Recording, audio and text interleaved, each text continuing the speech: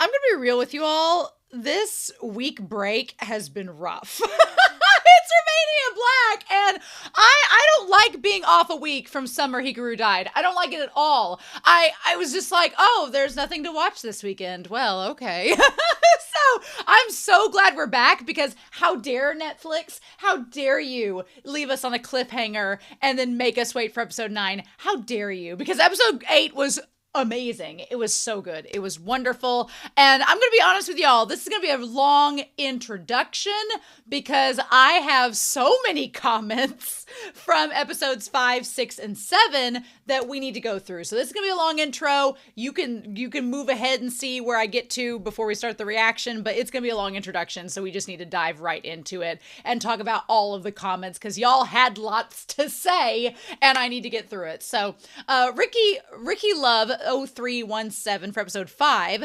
said, so now Yoshiki and Hikaru are officially tied for almost killing each other. Couples goals. Some of the comments are like this, and I'm just like, I need to say this out loud because it's just amazing. But Ricky Love 0317 for episode 6 also said, Asako is definitely my favorite character. I love her so much. Also, the way Yoshiki stares at Hikaru when he smells the clothes Asako washed read to me as minor jealousy. And Yoshiki's face, when he saw Hikaru holding Asako's face, didn't look scared at first. He mostly looked shocked and almost disgusted. I feel like he thought they were going to kiss before Asako passed out. You'd think Hikaru would be the jealous one, but it seems like it's Yoshiki. I'm gonna be honest. A lot of people have commented saying that they thought Yoshiki was having like the jealousy BL trope, and I didn't take it that way. I think the only reason why I didn't, when people started pointing it out, I was like, okay, I get what you're saying. I can see it. I see the vision. I guess what made me not think it that Yoshiki was jealous was that one, Hikaru straight up told him that he liked him. He's like, I like you. He's like, uh-huh. And then also in episode 7, he gives him a part of him. So I guess that's where my mind was looking back on this comment. But I feel like because Hikaru had told Yoshiki that he liked him and he'd been around him all the time, for us, the audience, were like, oh no, Hikaru doesn't like Asako. And also we, the audience, are like, Asako likes women. So, why would you think that? But in hindsight, I could understand if somebody was like, well, Yoshiki doesn't know that. That's very true. That's very valid. So that's an interesting point to make. Sparata6232 for episode 5 says, Hikaru may not appear worried about other humans approaching Yoshiki at this point, but he sure is worried about other spirits. Which, you know what? That's flipping it on its head. You have Yoshiki worried that Hikaru is going to get with Asako. You have Hikaru worried that other spirits are going to get with Yoshiki. So it's just, they're both the jealous type. They just handle it in different ways. Vero-chan, for episode 5, says the flashback scene with Hikaru and Yoshiki as kids was so unexpected. Something about the way Hikaru kept calling him a coward made me consider the possibility of Yoshiki being aware of quote-unquote running away from his homosexuality and never coming out to Hikaru while he was alive, like it was an internalized regret. But I'm not sure if my understanding of the memory could be right. I like that interpretation. I like the idea that Yoshiki is saying, like, I could have told Hikaru about my crush on him years ago. I could have told him about my sexuality, but I waited and I hid it and now he's gone and I should have told him. So, then the question becomes, does Yoshiki have feelings for Hikaru? Is he going to confess those feelings if he does? We'll see. We'll just have to see what happens. Art Barge 713 for episode 6 says, just a thought. Asako's grandma can see. Asako can hear. And she says her mom is obsessed with smells. I bet that's why. I love the idea. I love the idea that Asako's mom can smell spirits. She can hear them. And Asako's grandma can see them. It's like see no evil, hear no evil, smell no evil. I love it. It's great. Generation Wumbo. And my dogs are probably going to bark at a deer, so you have to excuse them. Or a misshapen tree. Who knows? Generation Wumbo for episode 6 says, if I remember correctly, the Swamp Man thought experiment was actually Moku Moku Ren's initial inspiration for the series. They thought of it in high school and then put the pilot chapter online after graduation before it got picked up for publication. Wild that this was thought up in high school. Wild. Hikaru's surname Endo means morning temple, morning with a U, which presumably means that little temple by his house is the literal Endo, which I find slightly funny. Oh, so the Endo could be like the actual temple that they're praying to, and their name just happens to. It's like kind of like if your last name is Church. Okay, that makes more sense. Yoshiki's, on the other hand, is the fairly boring Tsujinaka, F his drag, which means mid-crossing or something along those lines. Although I guess we could take it in a more spiritual sense for the story's sake. On the face of it, though, it fits with many common Japanese surnames like Tanaka, which means mid-field, or Yamanaka, which means mid-mountain, while Hikaru's is goth as hell. I kind of like the mid in their names, like Tanaka and with Tsujinaka, because I like that in that it's like midway through something, which is interesting. It's cool. I like that when Hikaru is directly accused of killing Matsura, he just shuts up and looks a little bit like a guilty dog that knocked over a trash can. I get the feeling that he wanted to deny it, but promised he wouldn't lie. That's a good interpretation of that scene, interestingly enough, now that we know what we know. And then for episode 7, Generation Wumbo says, I forgot to mention the ED in this episode is a duet between the two of them. I'm gonna have to go back and listen to that it's a duet, but I like that. I'm usually garbage at identifying voice actor voices unless there's someone like Suda who voices Tanaka, where it's specific, right? Okay, so Solieri, we're now into the comments for episode 6 mainly, and a couple for episode 7, but for episode 6, Solieri has a pretty big comment, but I really love it. I think it would be very funny if Yoshiki would inherit not only his ridiculous eyebrows and being depressed after his father, but also being the gay TM and having a concrete preference to the type of person, Endo's men. No matter if Yoshiki's dad liked Hikaru's dad romantically or not, it's still sad that he visibly liked his companionship more than his own kids, and even showing this in front of his son. What I want to talk about is the scene between Hikaru and Asako. It's probably my favorite scene in the whole story.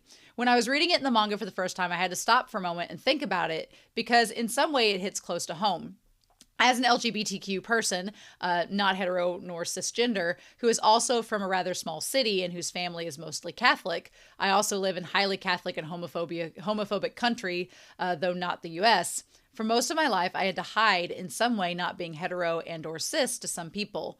And by it, I meant neighbors or part of my family or coworkers or etc. for my own comfort and safety. I hate that you had to do that. I am very happy that you share the story with us and thankful for that, but that sucks that you had to go through with that. And there was always this fear, this feeling of discomfort, this heaviness in my stomach and head spinning when someone was asking the wrong question or was too close to the truth when they shouldn't be. And there was this cold sweat.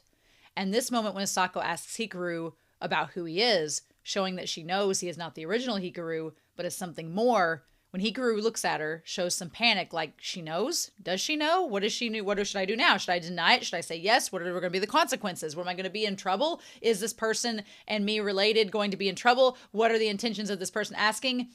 I do even say that being represented as being not heteronormative, but my exact feelings about it are being represented. Constant danger I feel in being represented in this one scene. Of course, there are a lot more scenes that represent the struggles of LGBTQ plus people in this series, but this is one extra important and extra real for me. And it's hard because I know a lot of cis people who read The Summer Hikaru Died and just don't get it at all. They don't get this scene. They don't know how crazily scary it can be. That one question can put you in a situation that is not coming back from. Yeah, I appreciate you telling us that story. It sucks that you have to go through that and that you've had to go through that. Like I've told you all, my best friend growing up, I watched them repress and not talk about any of these things because they had similar fears of not only not being accepted, but being in danger. And I'm very privileged to be on the side that's not had to worry about that. But even something as simple as being on the ACE spectrum, I don't tell people in public. Like people I know, coworkers, I don't say anything because there is that fear. There's that fear of not only judgment, but of like them completely changing how they view you based on one little thing that really doesn't affect them in any way, shape, or form. So in that tiniest regard, empathize with what you're feeling there. But I think that makes that one little scene, which is what I love about this series. I feel like there's all these little scenes that a lot of people can relate to that are done so well. Salieri also says for episode 7, Hikaru behaved a little bit like a dog who thinks his owner is sad in episode 7 and gives them their favorite toy because they think the human will feel better thanks to it.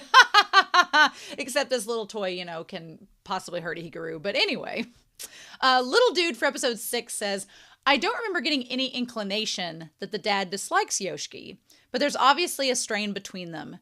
Perhaps just a struggle to bond. In the first episode, the dad tries to talk to Yoshiki, but it's Yoshiki who gives him the cold shoulder. It's hard to know at this point since we have so little information. It could just be the conflict between the parents has attributed to the distance between Yoshiki and his dad. Also, when you're gay, you may preemptively guard yourself from hetero male figures in your life because you're afraid to disappoint or anger them. Which would be the irony of all ironies if his dad turns out to be gay or bisexual, because you don't really have to hide anything from that. The guy knows exactly what you're going through. But I did forget that opening scene in the first episode where the dad does try to talk to Yoshiki and Yoshiki brushes him off. So that's going to come up here in a second about the guy in episode 6 or 7 in this. So we're gonna touch back to that little dude. But where was it? What we're gonna talk about? I wanted to bring it up. Yes, it's coming up here. Maybe it's right here. Yes. Rose Jennison says, your discussion of different types of death reminds me of a quote I heard once. It's something along the lines of, you die twice. The first is when you stop breathing. The second is when someone says your name for the very last time.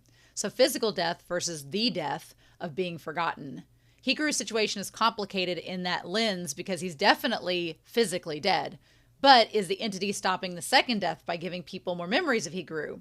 Or is he speeding that death up by replacing memories of the real Hikaru with memories of the entity?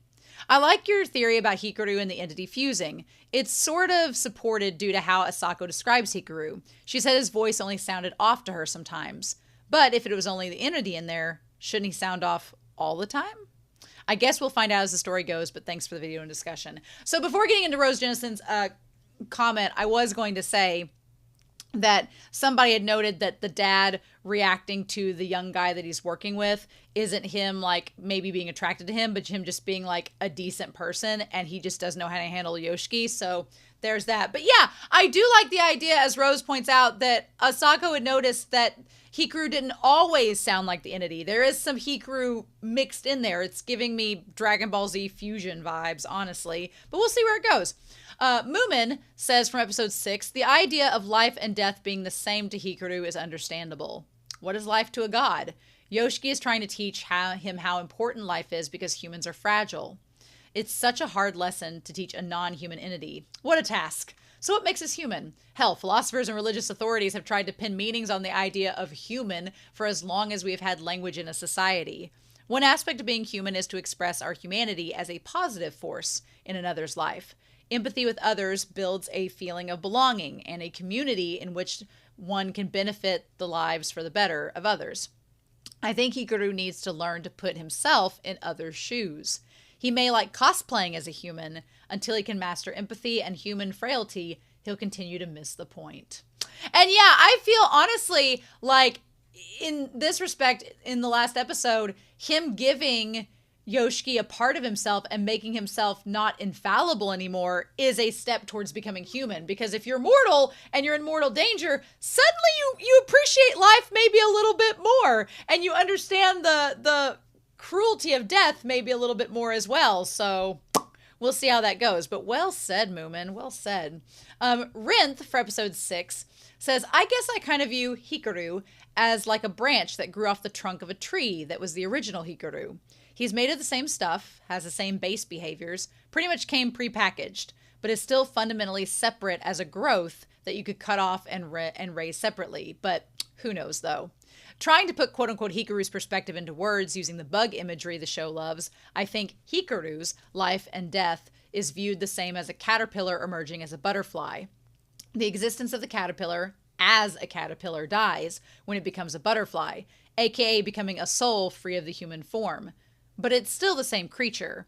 That's the best way as a regular human, not a Lovecraftian monster, that I can understand it. I love that. Yeah. I think Hikaru definitely views the metamorphosis of a human like that, but doesn't realize that to humans, they don't view it the same.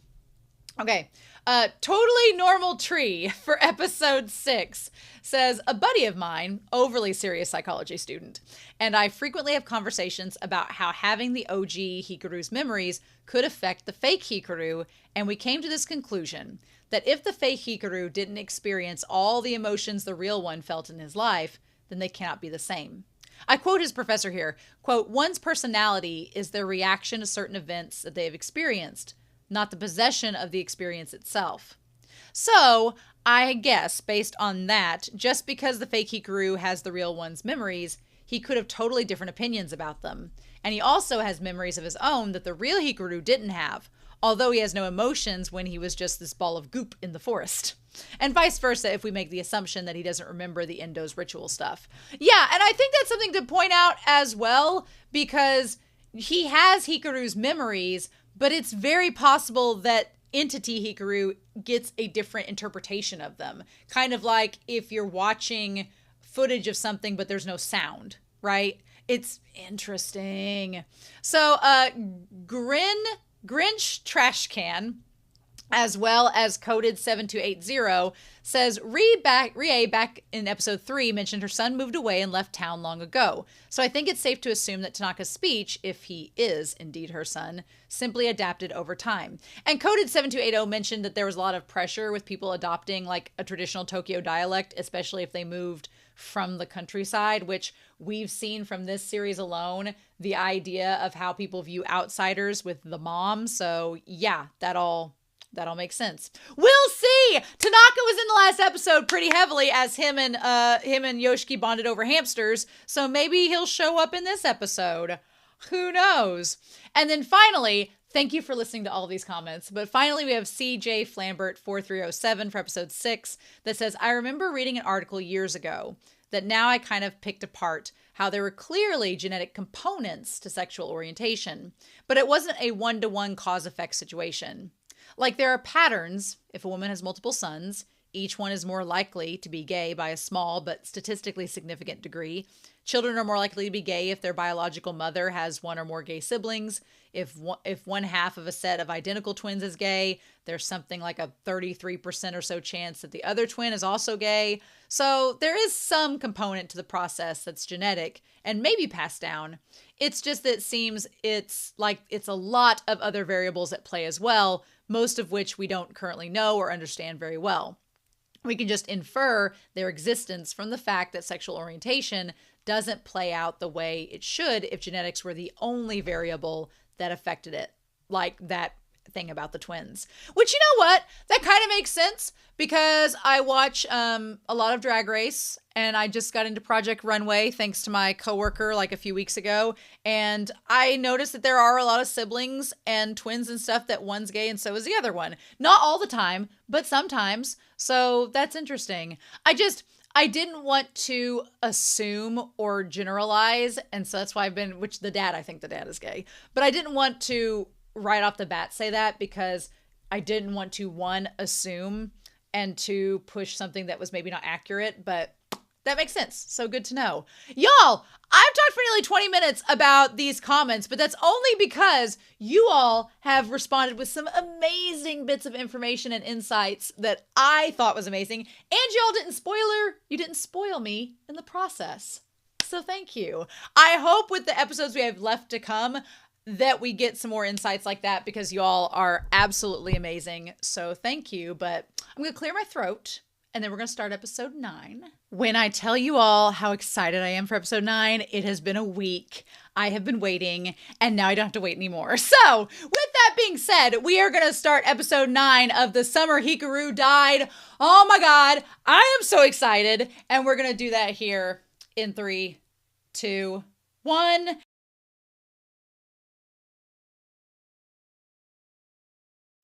Well, that was horrifying. I think I would have been more shocked. Netflix, animation studios.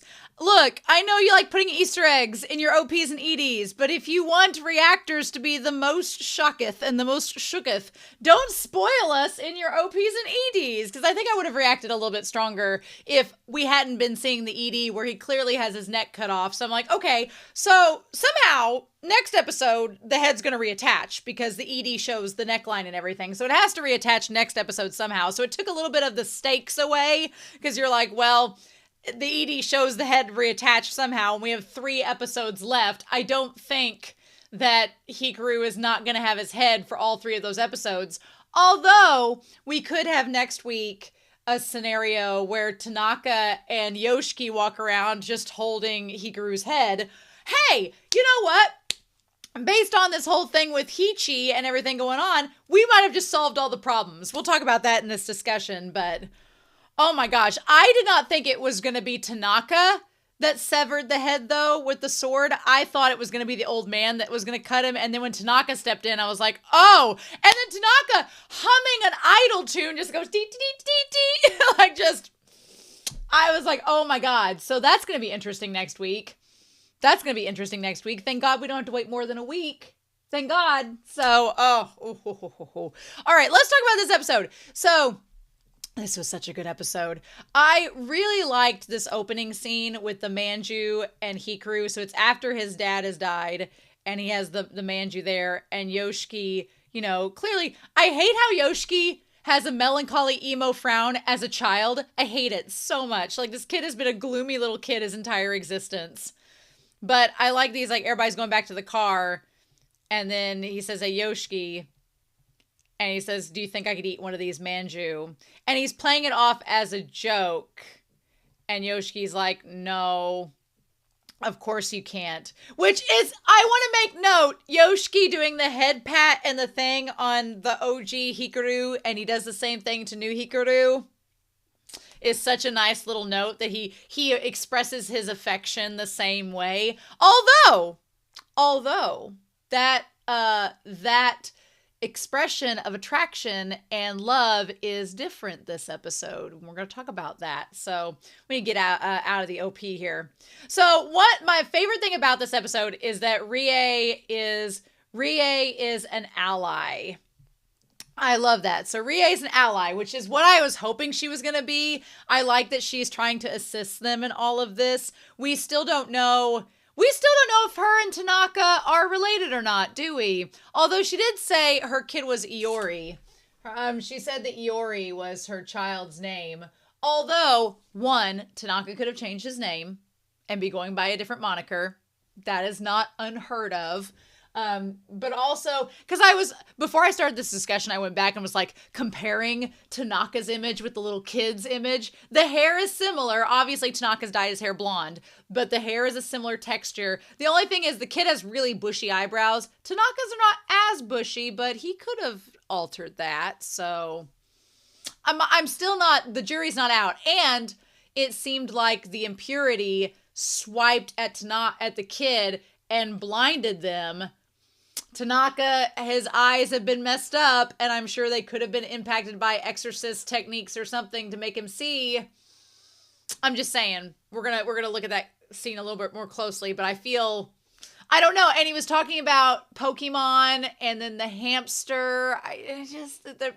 I'm not gonna rule it out, but Iori was her son that was attacked by an impurity that had possessed her husband, which we'll talk about here. So she relates a lot to Yoshiki in this episode, which is interesting. So we're gonna get into that and talk about that. But she is worried that Yoshiki, you know, having the mark on his arm, showing that he may not be able to go back to the world of humans. Could I see Yoshiki and Hikaru becoming like a dynamic exorcist duo and going about and expelling spirits as an exorcist duo? Because here's the thing. In this small town, this would have to mean that Yoshiki would have to leave home, which I don't necessarily want him to do that because he's friends with Asako and Yuki and Maki. But, you know, it could be like a Natsume's Book of Friends sort of thing where once he graduates, who knows what he's going to do. He could end up going with Hikaru and they could be a dynamic duo and be expelling spirits as, you know, penance to the village and whatnot. So there could be that. But I could see, because Hikaru's mom, I mean, she doesn't seem like she has a lot of care of what he does.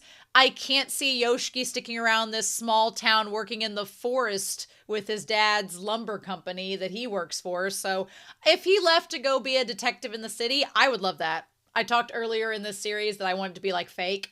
I love it. I want it so badly. I'm like, yes, please. So we'll see. We'll see. We'll see where this goes, right?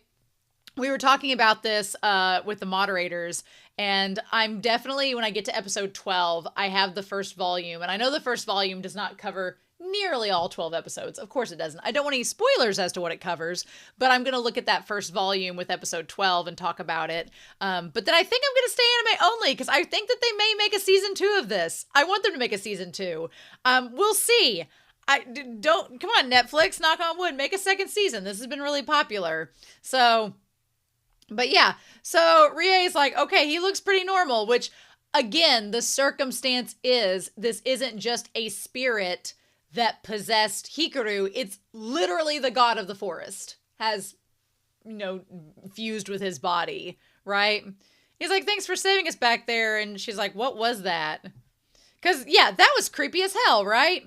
And she's like, I'll tell you what it was.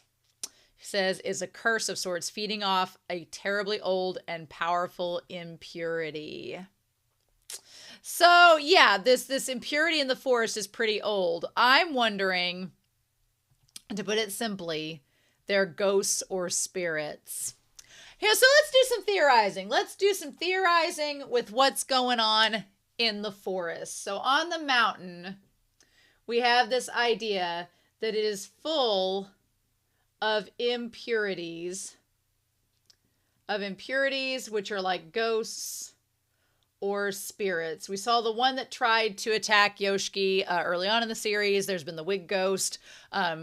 Just basically, Hikaru's been eaten a lot.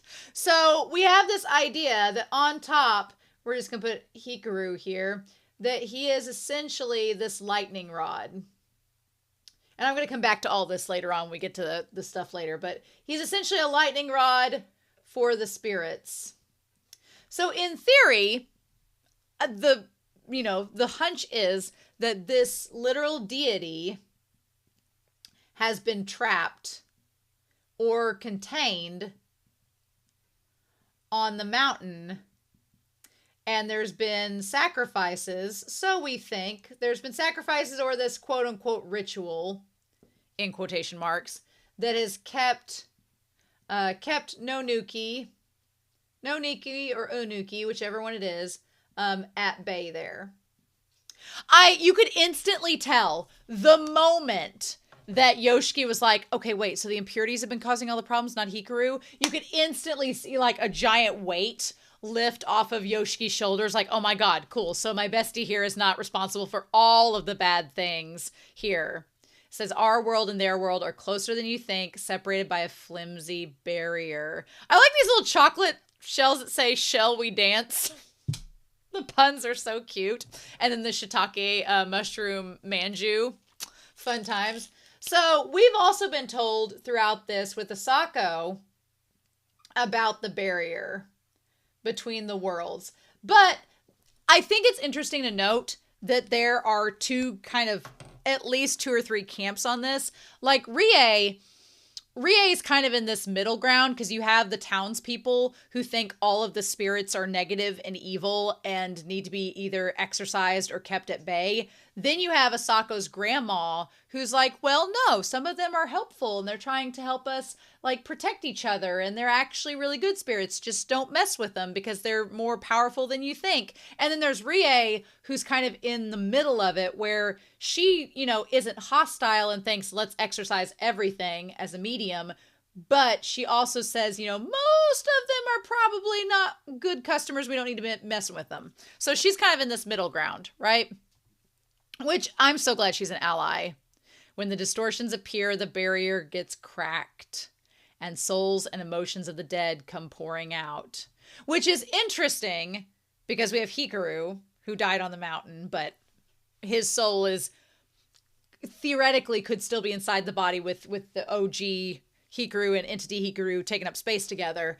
But I wonder if these impurities and the souls of the dead that are trapped, we'll put souls of the trapped dead, I wonder if they're related to this whole thing with the Endo family. And this is all like a weird human's attempt to rectify a mistake made hundreds of years ago. We're going to talk about this. But yeah, all I can do is to send them back from where they came and shut the tiny holes they crawl through. But I'm not a god. I can't get rid of them forever. That's Hikaru's job. I do think it's interesting that she's kind of like a makeshift medium, which again, Tanaka being an exorcist / medium as well, it just seems like there's too much connection there, but we'll see. But yeah, I love the moment Yoshiki's like a god. He's like, well, that boy attracts impurities like nobody's business. And again, it's like these huge pins on the roof, the lightning rods. He's like one of those. When he was on the mountain, he just collected the impurities like that and kept them there. And the town didn't have to deal with it. So one thing that's going to come up is this idea of Hikaru, I'm trying to find where to put this, of Hikaru being this sacrifice. And I'm saying Hikaru in quotation marks. That he was this sacrifice to protect the village. And they have all the festivals and stuff to kind of appease him, or in their vain attempts to appease him, because they're trapping him on the mountain. Which is interesting because, as we've noted, the other like parts of the body, like the village was shaped like a body, and the other body parts except for the head have all kind of converted over to Christianity. So they've kind of abandoned recognizing Hikaru or Nonuki as something that to be worshipped. But this one part that's closest to the mountain, the part that's going to get affected the most compared to the other branches, it still worships Nonuki because it feels like they're going to be affected before everybody else. Which is true.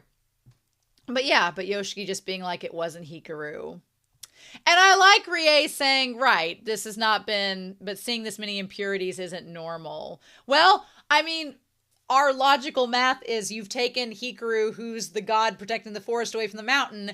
The lightning rod is gone, so all the impurities are spreading out. And there's a ton of them, so what do we do about this? Yeah. I do like the Totoro clock. I do think it's adorable, the little Totoro clock. So then Hikaru wakes up. When Hikaru wakes up, and then immediately he looks like a cat that like wakes up and then looks around. It's like, okay, we're good. Also, Hikaru's made good strides. He's not trying to attack Rie, who's got all that there. So that's good. He's like, I ain't gonna hurt her. More like, I can't hurt her. I think that's interesting because it's like, can he not hurt her because she's an exorcist or a medium and he physically can't? Or can he not hurt her because, you know, Yoshiki's told him not to? Again, we have a little moment where he sees the shiitake manju and his memory flashes and he sees it from that day and he's like, oh yeah, I love this stuff. So again, what is Hikaru's memories and what are his actual memories? I love it. He's like, don't go eating all her buns. I love it. And she's like, Hikaru, what on earth are you? And he's like, I don't know. A long time ago, my husband rose from the dead just like you did. And so then we go back to the past. We see the 4 things. We see her when she was younger with the daughter that is younger than the son saying, your food's ready, Iori. So, and then here's the thing. Iori has the spirit is patting him on the head. Now, my thing was, what did he have there? It looked like there was a Tupperware container. I was trying to see if there was a hamster, but there's manga there and there's something else. And he says, Mom, Dad made my Pokemon stronger. And so she's like, did he? Well, good for you. But she could see that he was, I know this can't go on forever, but a little longer wouldn't hurt. So he's a lot, very similar to Yoshiki in this moment, where Rie knew that her husband was possessed by this impurity. Her dead husband had risen from the grave because of this impurity, But she was like, well, a little bit longer. We could just milk this for a little bit longer before we have to tell the kids that their dad's dead. It's fine.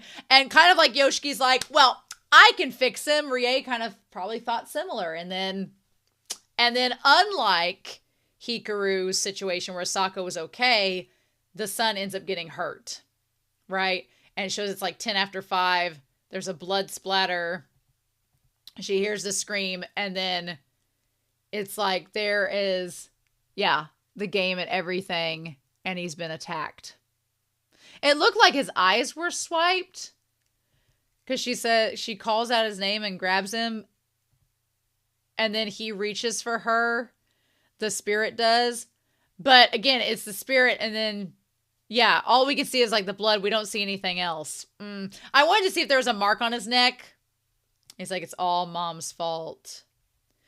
The scary thing is you see the hand coming out of the closet, and then the eye has the teardrop, which is a lot like Hikaru's teardrop. So it's like the soul could have still been in there like before, but then it was possessed. It was bound to happen. I should have known. But Hikaru's case is different. She says his case is totally different. I know my husband's soul was in there. So the husband's soul was in there. He was just possessed, and it made him do something to hurt their son, But it was nothing more than a plain old impurity. So that's very much like the girl in the closet in the first episode. Like the girl in the closet had it was like the pair of eyes on the wood, and it was like, mama, and said the mom. So the soul was still there. It was just also possessed by this impurity. And that's the same thing with Rie, but it's different than Hikaru. Hikaru is not, Hikaru's body is there. The soul might still be in there. We don't know for sure, but the entity, Nuki or whatever it is not just an impurity or a human soul. It's literally a deity, an otherworldly eldritch presence. So it's a little bit different, Also, I want to note the glass with the sunflowers on it. Tying back to our symbolism, good times. You're more like something that transcends the cycle of life, death, and rebirth entirely. A bit of an enigma. And so this is the part that's interesting. They ask about Nonuki. Also want to make note that you had sunflowers on Yoshiki's glass. On Hikaru's glass are lilies, which are poisonous. So fun times. But they ask if she knows what Nonuki is. She does not. That's the part that's interesting. She has no clue. And you would think with her growing up around Takeda and all them, she would know.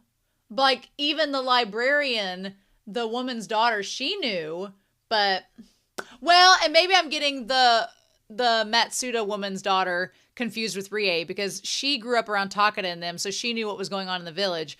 Rie may be kind of an outsider herself, where she grew up in the area, but she's not in the inner circle, so she, has a reputation of being a medium, so that's why people accept her, but, interesting. If the impurities keep popping up, what are you boys going to do? And she brings up a really good point. I like that they're both like, we kind of have started this, and now, what do we do about it? So she brings up a good point. If they stay in the village, then the impurities are going to keep coming towards Hikaru because he's like a magnet. So what are they going to do?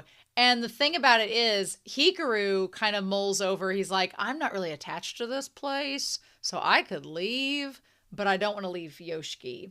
And I know Yoshiki's not going to leave, so we have to stay here together. So again, they're taking up responsibility for, solving the problem themselves. But I'm like, this is not going to be easy. And I don't know if they can stay there and solve it. And again, I really love Eldritch Monster Hikaru. I really do, because he's like, I don't know what a life is worth. I'm trying to understand humanity. I'm trying to figure this all out since I've, borrowed a human body, and I could just up and leave, but Yoshiki would never do that. And he says the phrase here, I love when we have Yoshiki like reflected in his eyes. I love that. This stuff's important to him, so it's important to me too. So I want to talk about this. So I want to kind of split this in half here. So we have the idea that Hikaru is saying that if Yoshiki wants to protect the village, then so will I. Yes, indeed. Yep. So that'll be the case. He's like, I found a place I belong, so I want to protect it. Which is a pretty generic phrase, but I think he means it. And Yoshiki's like, okay, I've decided I'm going to stick by him no matter what. And so Yoshiki is like, yep, I'm going to stick with him. I think that what Hikaru says in that moment about I found a place I belong and so I'm going to protect it, I feel like that's a little bit half-assed, only because he's just saying it because he thinks that's what Yoshiki wants to hear. Does Hikaru really want to stay in that village? I don't think he cares. I think he's just saying it because he knows that Yoshiki cares about the village to his knowledge. But the thing is, I don't think Yoshiki truly cares about the village either. He cares about his friends, Asako and Yuki and Maki, and he cares about his mom and his sister and his dad inadvertently. But I don't think he truly cares about the village necessarily. And he's like, I don't want to watch people die, right? But I don't want to sit back and watch people die either. So what are we going to do? And Rie's like, okay. Hikaru's as important to you as the town and village, huh? And it's like, he's like, I'm not going to abandon Hikaru, but I can't abandon our village either. And I like he says Hikaru as in the quotation marks. So again, Yoshiki does not want to abandon Hikaru. But he's like, I can't just leave the villages to, be in trouble. And Rie's like, we'll come up with a plan together. I like that when she grabs each of their hands, it looks like their other hands are like holding under the table. She's like, you silly boys, we'll figure something out. They're good kids. But she can see, interestingly enough, she can see Yoshiki has a solid hand and Hikaru's is like not totally the entity, but also not totally human either. It's a mix. It looks like it's a mixture of both. Which makes me wonder, is she related to Asako? Because we had Asako, we had the grandma the grandma could see, and then we had hearing and smelling. So maybe they're related, who knows? But yeah. So meanwhile, we have Tanaka back at where the one creature came from. And so he says, job well done. And the spirit goes back to the grave. And when it passes through him, that's when he's allowed, by it passing through him, he can see the memories of Yoshiki and Hikaru through what the monster saw. So now he knows about the piece, which is not good. And then that's when the hand came up. Okay, but he didn't get to see Rie. Interesting. Now, here's the thing. He talks in that moment about he let the spirit pass through him, and we can see the scar on his neck that looks like an impurity mark. My thing is Tanaka already foregoing humanity himself?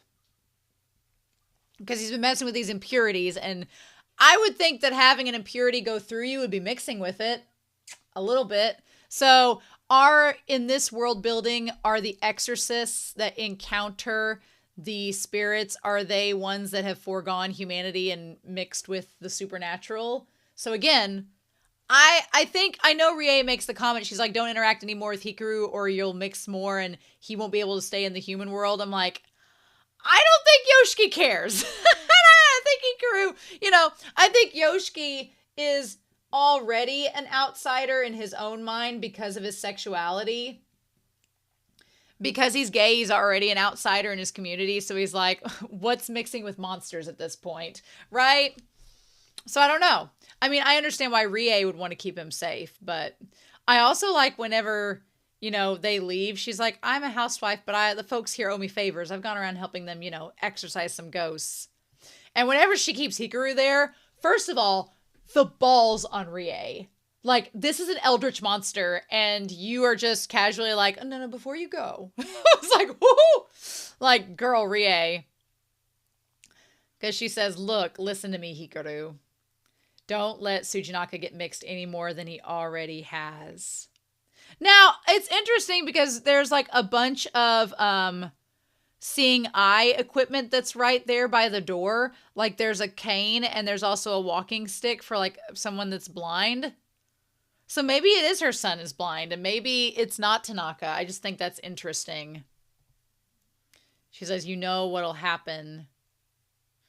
He's like, he'll never be able to return to the human world again. And I mean, that goes in a lot of fronts. I feel like she's telling Hikaru this, where like him not being able to return to the human world could be like him not being able to integrate back into society because he'll be a target by other spirits because of, you know, the impurity on him that's soaked into his skin. He may be an outcast, but I'm also like Yoshiki's thinking I'm already that because of my sexuality. And also I think sometimes Rie, she did this at the beginning of the series where she assumes like the worst possible scenario. She thought the worst of Hikaru at the beginning of the series and she wasn't exactly correct. So I get where Rie is coming from, and I think she is right to not want Yoshiki to get too much more involved. But I'm like, girl, you have no clue how involved he is. He literally tried to kill Hikaru 2 episodes ago. So I'm like, I feel where she's coming from. But also, like, she's not exactly the most reliable narrator that we've got, right? So, Hikaru interacting in the grocery store, Yoshiki makes a point of noting that, you know, even though Hikaru's dead, he still acts as if, you know, nothing's changed and nobody knows the truth. The only one who knows are Rie and kind of Asako. And then he's like, okay, hey, he's like, Hikaru, go home without me. I'm sorry. He's like, I gotta go somewhere. And he does the affectionate head pat. And Hikaru's like, I'm not letting you just go. Not anymore. So then Yoshiki goes to the temple. And there's a little grave marker for Crowley. And then there's a slightly bigger marker for Hikaru. Doesn't have his name on it because, again, the family doesn't know Hikaru's actually dead. But it's the marker, right? And it gives him the little shiitake manju right there. As long as he's around, nobody is going to mourn you. But as long as he's here, I won't forget about you. So Yoshiki kind of has like, you know, the situation where he's like, I can't mourn, but I also can't forget. Which is very melancholy, very Yoshiki, very emotional. I mean, there's so much about this scene I really, really, really like. A lot that I really like. And he's really happy and then he gets really sad for a second and then Hikaru shows up. Because he's like, oh yeah, it's been ages. And now again, Hikaru does not understand because he's, you know, a new fledgling little spirit trapped in a human body, does not understand the nuance of this is what that grave marker means. This moment's really important to Yoshiki. You're kind of trampling in this mourning space. Hikaru doesn't know that. He comes in, he's like, oh, I remember this little shed from when we were a kid. I guess it's just a shed. I guess it's not the temple. He's like, we played here all the time. And there's our homemade Super Mario, level that we made. Yeah. He's like, how am I different from Hikaru? And so then Yoshiki talks about the other Hikaru, right? He could read a room better than you like a grown-up. He was a closed book and pretty crafty sometimes. And unlike you, he's never coming back. That was brutal. That was cold. I was like, oh, you didn't have to go that far, Yoshiki. You didn't have to say the last part. So then Hikaru asks, and I'm going to get up to this part on the whiteboard coon here. He asks, did you like him? Which to Yoshiki, somebody just coming out and saying, did you like him? I mean, Hikaru is essentially saying, so you liked him, right? So you're gay, right?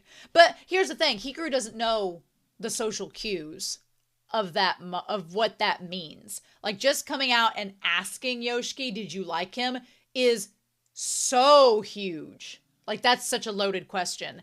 And Hikaru asks it like it's nothing.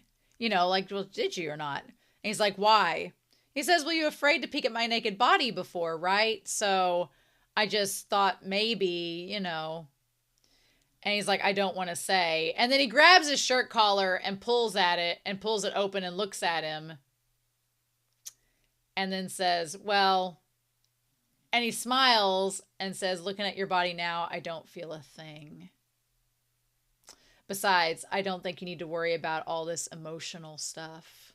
Which, we're going to talk about that real quick in a little hot second. And he's like, what the heck? He's like, it's true I don't have emotions like that. But I'm built totally different from you humans, you know. Mm-hmm. And I like Yoshiki saying, but you and I got our own thing, right? So I want to talk about this scene because when I first saw this scene in the episode during the reaction, I had a very cynical take on it, but after watching the ED and thinking about it for a hot second before starting this video, I was like, no, actually, no.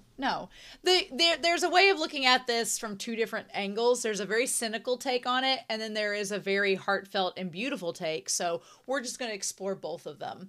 So Yoshiki says that him and Hikaru, the OG Hikaru, and I put Hikaru or Nonukiru, are very different. The original Hikaru was a closed book, more mature, guarded, but he also was a safe space for Yoshiki. He was a safe space. He had that humor, but he used the humor as a deflection a lot. And he was a safe space for Yoshiki to feel welcome and to feel accepted and like he had some belonging. Now, we, the audience, have come to determine that the OG Hikaru did like Yoshiki, at least in a caring capacity, whether it was romantic or sexual or not, who knows. But in this case, the Yoshiki acknowledges that he did have a sexual attraction to the OG Hikaru. Right? Which very much is in line. Young boy going through puberty, realizes he's sexually attracted to Hikaru, has all that. Now, new Hikaru is total opposite of OG one. Open instead of closed. Immature and impetuous instead of mature. Kind and emotional and protective outwardly instead of being guarded. But what's interesting is that the roles have kind of reversed. Whereas before, the OG Hikaru was a form of acceptance and a safe space for Yoshiki. Now, the roles have reversed, and Yoshiki is more of a closed book, is more mature, is more guarded, and is a safe space for Hikaru.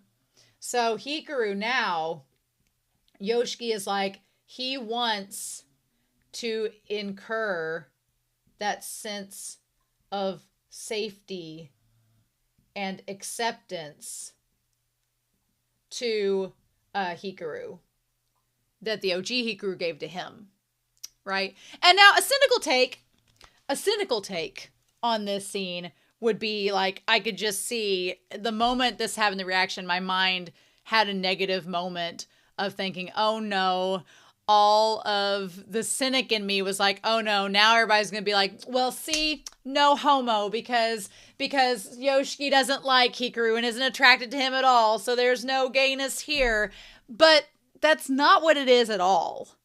What it is something that unless you are a part of the queer spectrum, you really, I don't want to say you can't understand unless you're part of it, but if you are a part of the queer spectrum, you get it a lot more, right? And so instead of there being this sexual attraction to the OG Hikaru, which there was, and he loved him and everything, but this is different.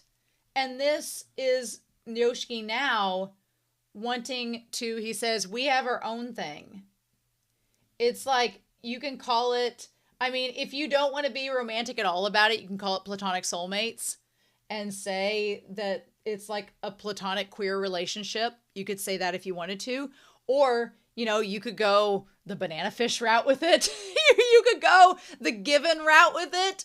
You could go a lot of different ways where it is a love that transcends heteronormative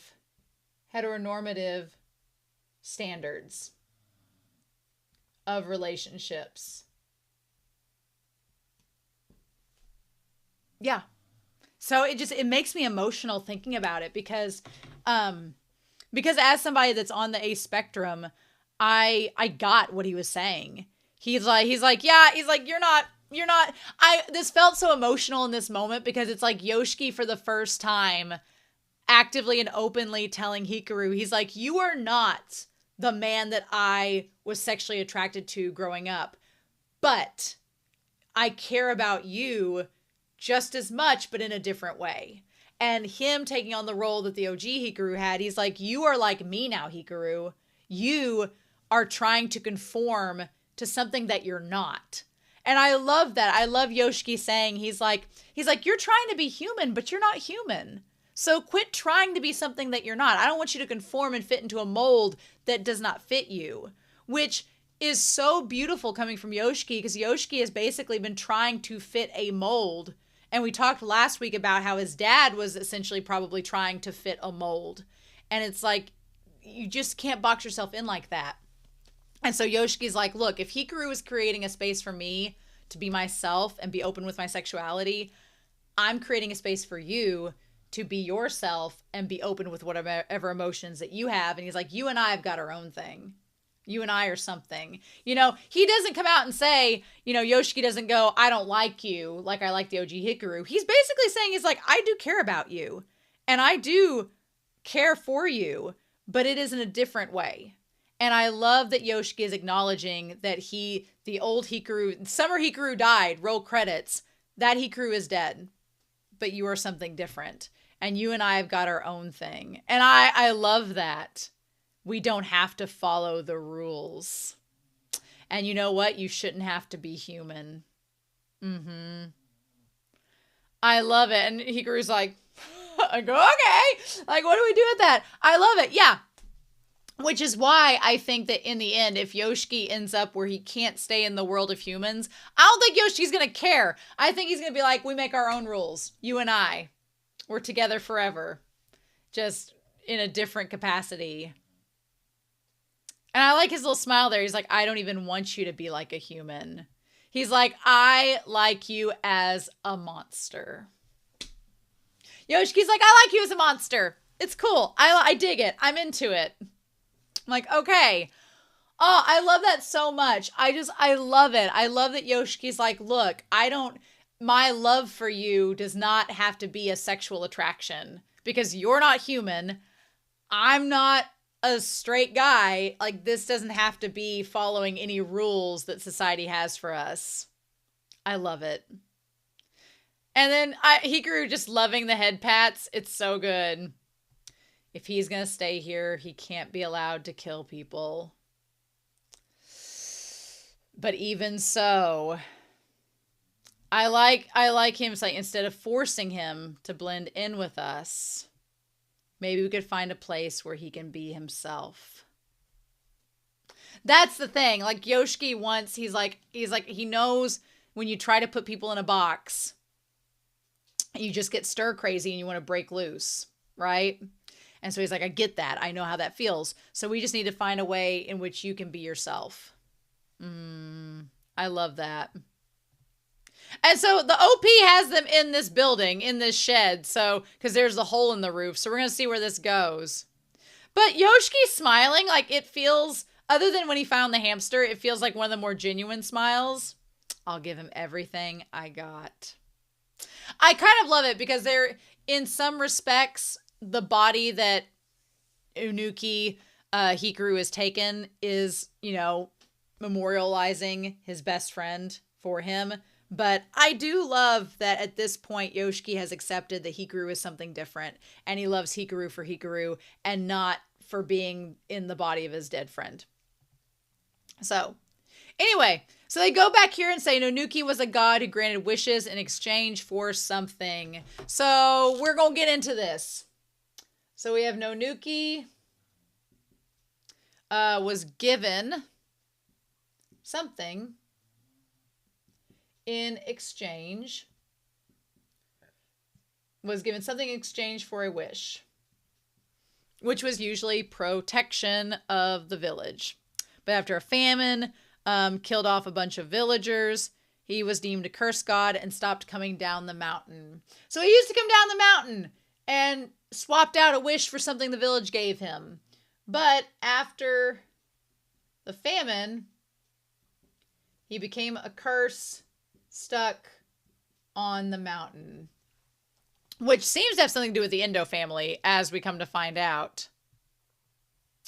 I like that the way they talk about Nonuki, Hikaru doesn't really acknowledge that it's him. He's just like, so it was sealed away on the mountain. Like, they're trying to figure out what exactly, if he is what they say he is. And then he said that they needed Hishi. The men, they used something called Hichi for a ritual on the mountain. Okay. So we had the idea of Hichi was used for the ritual. Okay. And then we go from there. So they're like, we need to go talk to Takeda and figure out. And so Mrs. Kurebayashi gave us information about you as well. You attract impurities like a lightning rod. Okay. Like the little stick figure. You're like something, a big clump of something hellish. Yoshiki calls him something hellish. And then they say something that exists beyond the cycle of life, death, or birth, which kind of looks like a squashed cicada in the image. I'm like, you say hellish, but what if he's an angel, Yoshiki? So yeah. So he's like, that's how they describe me, huh? I like that Hikaru says that. He's like, you guys describe me as something hellish, but what if I'm a god? What if I'm like something that's the opposite of hellish? They add Sama to my name to show respect. If I'm a god, why do I have all this stress? Such a great point. And so the reason the impurities are flooding the villages is because he came down off the mountain. He's like, so if I go back to the mountain, will that mean that everything will stop? And here's the thing. Yoshiki from a few episodes ago, when he heard Hikaru say that, might have considered letting him go back to the mountain. But I feel like, one, Yoshiki knows how miserable Hikaru would be being by himself on the mountain, and he can't bear the thought of that. Two, he probably can't bear the thought of Hikaru's body being stuck on the mountain decaying over time, because that's probably what would happen, which is not cool. Three, then you'd have to explain to everybody what was going on, and that would cause a big rigmarole. And four, he's like, you finally found a place to call home, huh? Don't go doing that. Mrs. Kurebayashi is going to help us. The two of us will find a way.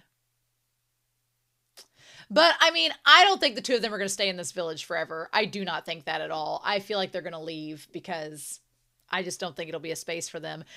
Even if they find a way to drive out the impurities and trap them on the mountain or whatever, I feel like it's just not going to be a safe space for Hikaru to stay. And then the question is going to be, does Yoshiki leave with him, or what do they end up doing?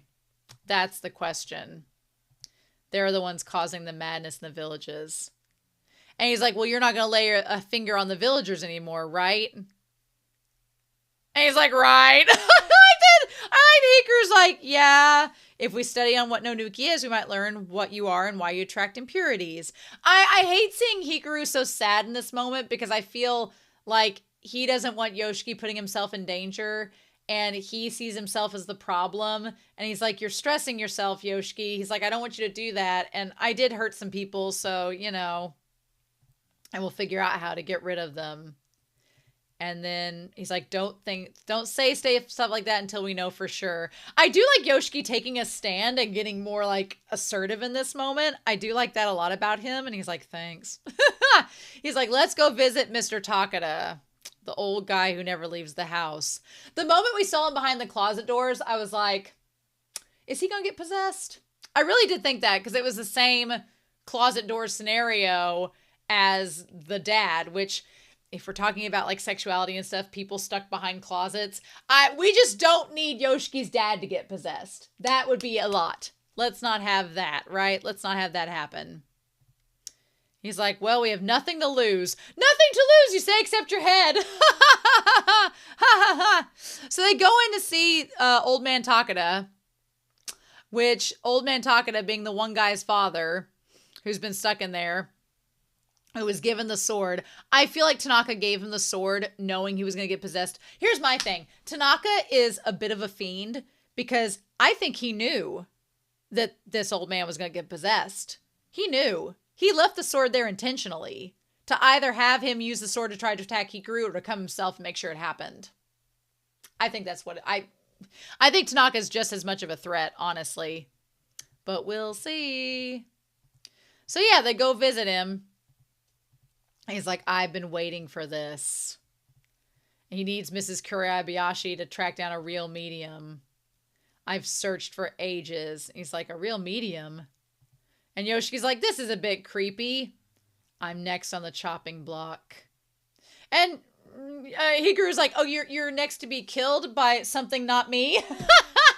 Just to clarify, I'm not the one going to be trying to do it. Is that right? Uh-huh.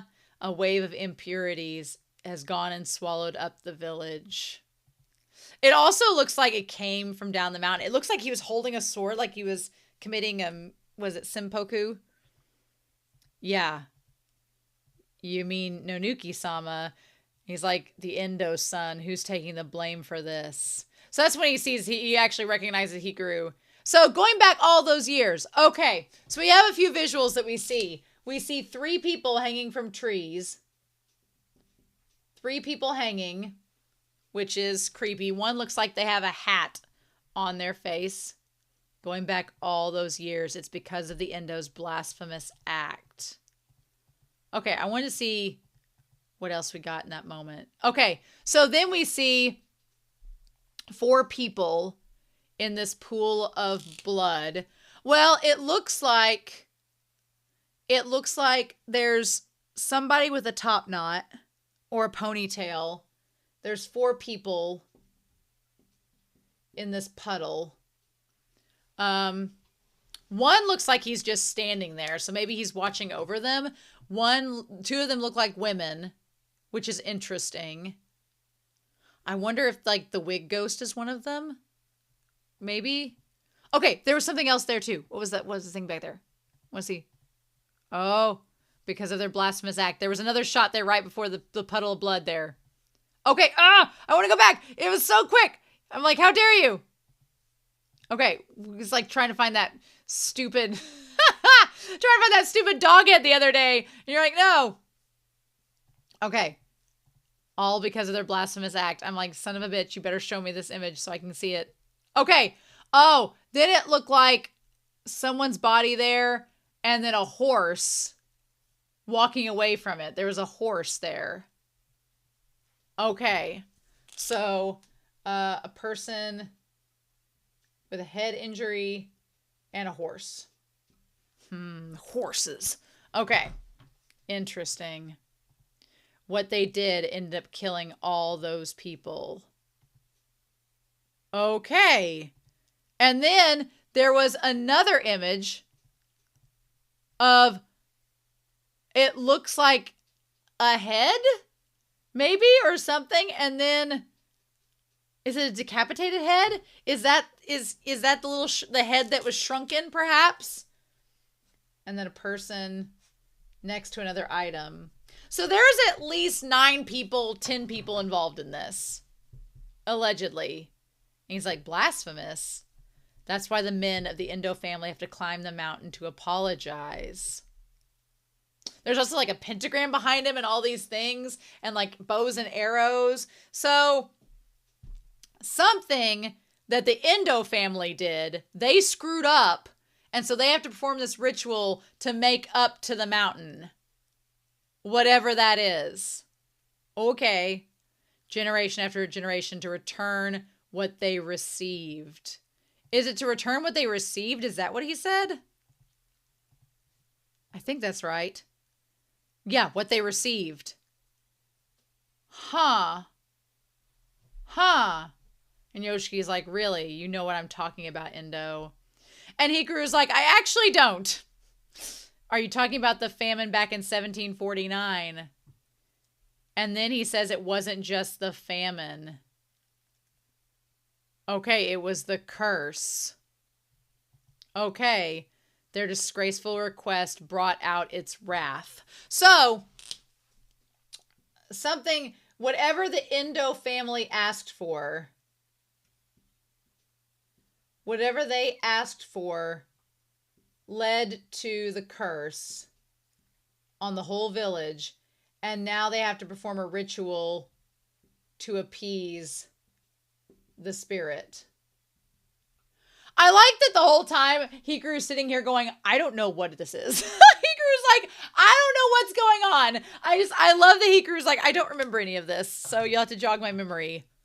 I love the twist that it was the Endo family that's responsible for all this, and they're just, the protection they're giving is out of obligation because they feel it's necessary. Again, going back to Yoshiki and Rie, who both feel obligated because of what they caused. The Endo family is now involved in this same cycle too. Crazy talk. Just what did the Endo family do?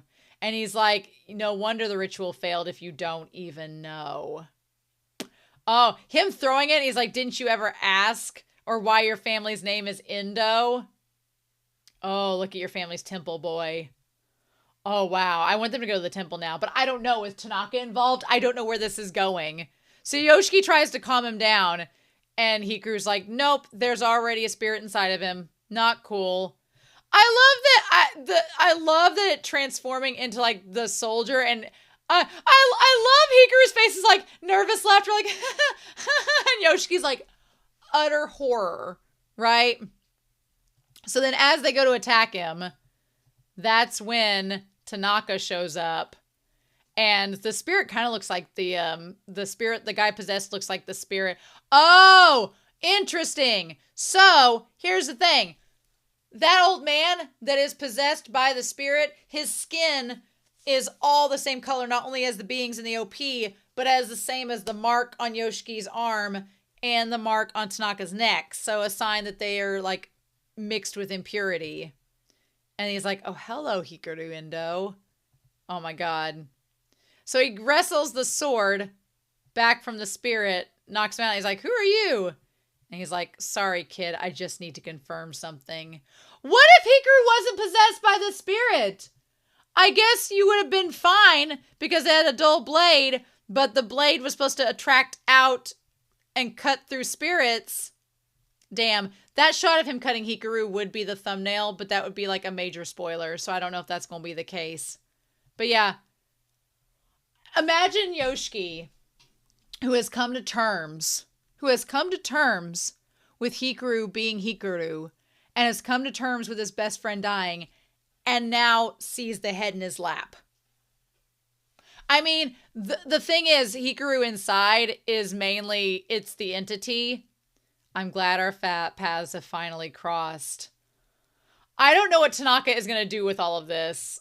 Oh my God. And he starts humming and singing the song. The thing is, the head like already has like the dried lip thing from like a corpse. And then out comes the entity. And then you have Tanaka humming as the ED starts. So the ED does show them going to the ocean, which I hope they eventually get to together, which would be great. So I don't know. I guess we'll find out.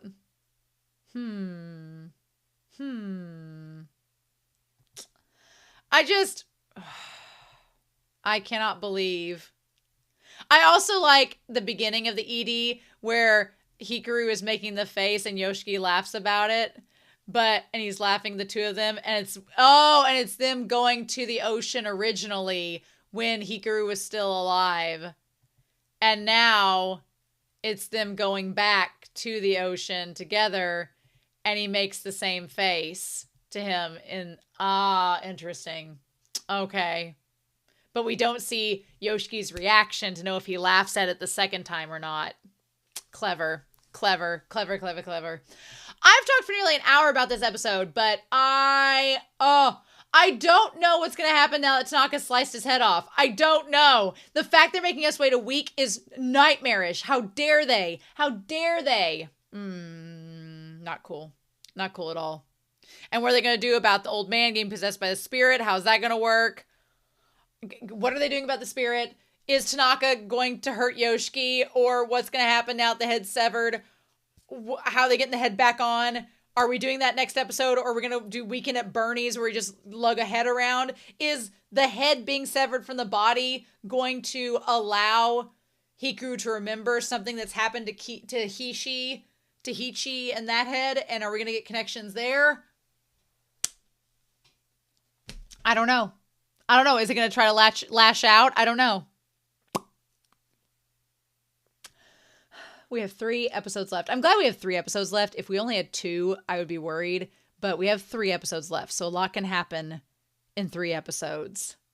But like, Tanaka is clearly who we're facing off. My thing is, I don't know if Tanaka's the big bad because he's right here now and he's already made a move. So it's like, what are we gonna do?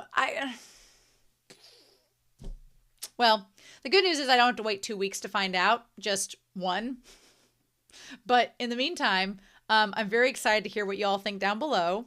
I'm excited to hear about your thoughts and your comments, and I'm so hyped to see what's going to happen next. So I hope you all have a wonderful week. Please stay safe, take care, and yeah, I'll be back very soon with more of the summer that Hikaru died. Bye.